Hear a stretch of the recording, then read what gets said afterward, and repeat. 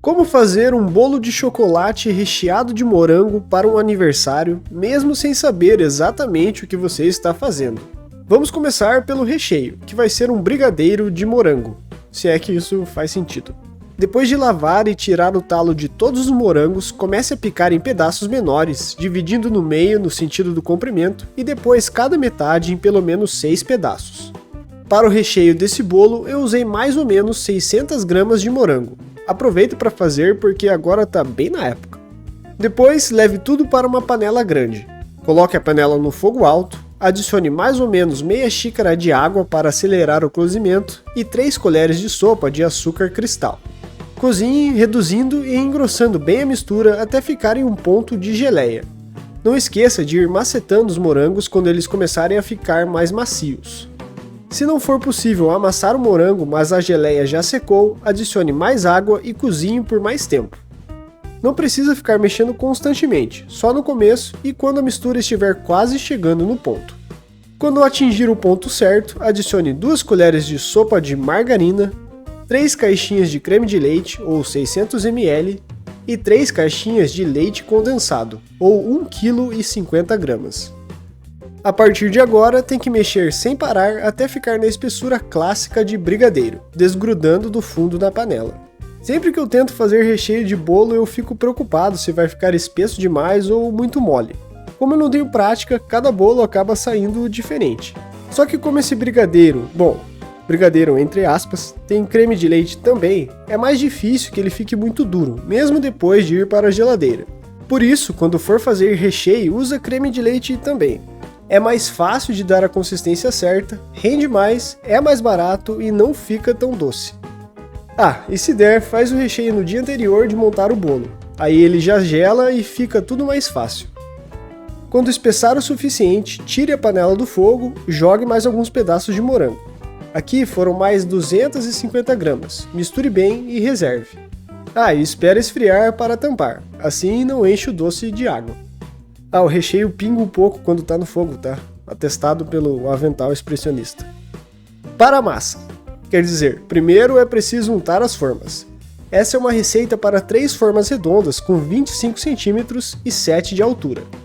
Unte somente o fundo, passando margarina e depois tapando com achocolatado ou chocolate em pó.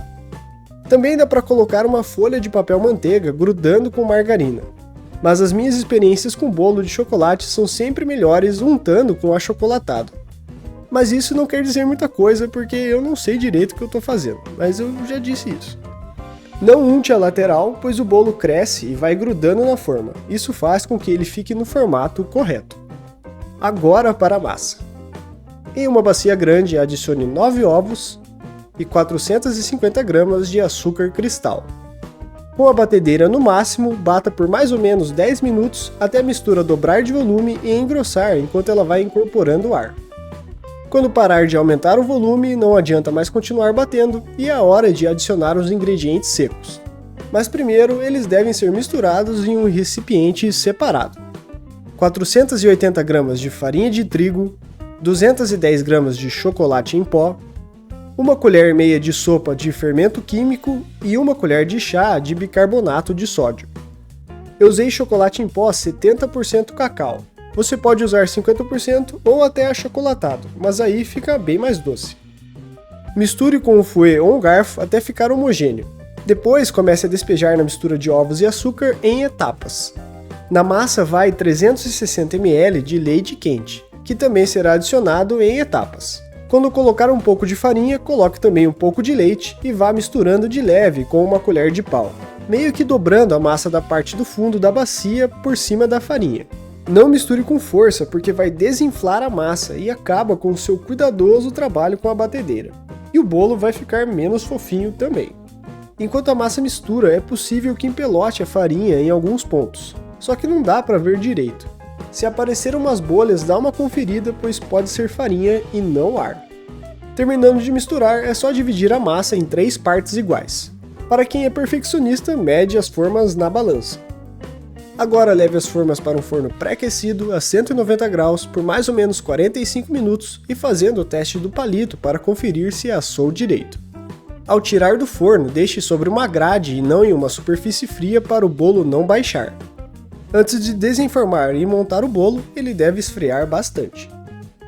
Quando esfriar o suficiente, é só raspar a borda do bolo com uma faca para tirar da forma e depois é só virar. Mas antes, escolha a superfície onde você vai montar o bolo. Eu montei em um desses pratos de viagem, que claramente ficou pequeno demais, mas foi o maior que eu encontrei. Passe um pouco do recheio no fundo do prato para o bolo não escorregar e coloque a primeira camada da massa com o topo virado para baixo. A parte de baixo é mais reta e uniforme, o que vai facilitar montar a torre de Jenga de morango e chocolate. Para dar um sabor mais trufado, dá para pincelar um pouco de uísque ou conhaque no topo de cada massa. Isso ainda deixa o bolo mais úmido. Se quiser, dá para substituir o uísque por leite, ou faz uma mistura dos dois. Agora vem o recheio. Eu comecei jogando bastante recheio no meio do bolo e espalhando com uma espátula, tentando deixar o mais reto possível. A consistência certa do recheio faz muita diferença nessa parte, tanto para espalhar como para manter o bolo no lugar. E vendo agora, eu achei que eu até poderia ter mantido o recheio um pouco mais no fogo, mas até que deu certo. Depois vem mais uma camada de bolo, com o topo virado para baixo e fazendo uma leve pressão. Um pouco mais de uísque, conhaque ou leite, mais recheio, coloca no centro e espalha para as laterais, e por último, o terceiro bolo, de novo virado para baixo e com uma leve pressão. E com a última massa em cima, pode ajeitar os recheios que possivelmente escorregaram do bolo com uma espátula. E não deixa de endireitar esses erros se acontecerem, porque fica complicado de colocar a cobertura depois. Cubra o bolo e leve para a geladeira para ele firmar o suficiente para facilitar a decoração. Se puder deixar ele de um dia para o outro, é até melhor. Para a cobertura vai um ganache de chocolate meio amargo. Em uma bacia de vidro ou porcelana, vai 250 gramas de chocolate picado em pedaços pequenos, ou aquelas gotas de chocolate. Depois despeje 200 ml ou uma caixinha de creme de leite bem quente. Agora deixe a bacia descansando por uns 3 minutos para o calor do creme de leite derreter o chocolate. Depois adicione uma colher de sopa de mel. Esse está um pouco cristalizado, mas não tem problema se o seu também estiver assim. Agora misture bastante até derreter todo o chocolate, fazendo uma mistura lisa e homogênea. O mel é meio que opcional, mas altamente recomendado. Com o ganache feito e frio, chegou a hora mais difícil de qualquer bolo, a cobertura. Eu gostaria de dar instruções mais claras do que fazer aqui, mas eu estaria mentindo. Comece despejando o chocolate no topo e espalhando em direção às bordas. Coloque pouco ganache por vez, assim ele não escorre tanto e não fica pingando demais. Se o bolo estiver bem frio é mais fácil, a temperatura endurece o chocolate, facilitando colocar no lugar certo. Apesar de que o lugar certo parecia que era a minha mesa. As laterais também recebem um pouco da cobertura passando com a espátula. Mas sinceramente eu acho que a gente como comunidade devia encerrar esse negócio de bolo redondo. Bolos quadrados são mais fáceis de montar, de limpar a forma, de cortar e de servir. Então a minha campanha é mais bolos quadrados em aniversários. O resto do chocolate picado, umas 80 gramas, eu coloquei no topo do bolo e um pouco nas laterais. No final eu salvei os morangos que eu achei mais bonitos para terminar a decoração do bolo. A posição deles vai da sua criatividade. Como eu não tenho muito, eles ficaram assim. De volta para a geladeira, porque o bolo deve estar bem firme para conseguir passar pela sua maior provação. Uma viagem de 20 minutos em um Prisma 2012 no calor de 30 graus até o local do aniversário.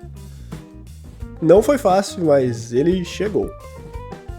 E um pedaço dele voltou escondido. O bolo ficou bem gostoso. Não ficou um doce muito forte, o sabor do morango no recheio e a textura combinou muito com essa massa que ficou muito fofinha e úmida. Com certeza eu faria de novo essa receita, só que dessa vez em uma forma com cantos.